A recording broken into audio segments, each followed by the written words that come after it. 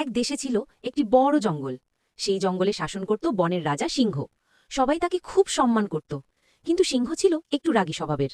জঙ্গলের পাশে থাকত এক চালাক শিয়াল, আর ঠিক তার বিপরীতে থাকত এক নির্ভীক খরগোশ।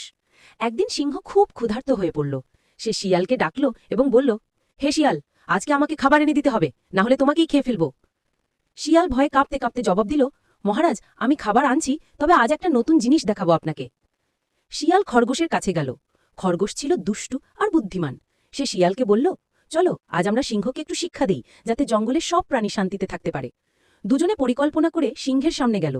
শিয়াল বলল, মহারাজ, আপনার রাজত্ব দখল করতে এসছে আরও এক বিশাল সিংহ। সে নাকি বলছে জঙ্গলের আসল রাজা সে। সিংহ রেগে আগুন হয়ে বলল, কোথায় সে, আমাকে দেখাও। শিয়াল তাকে একটা বড় কুয়োর কাছে নিয়ে গেল। কুয়োর জল ছিল পরিষ্কার। সিংহ যখন পানিতে তাকালো, নিজেকেই প্রতিচ্ছবি হিসেবে দেখল।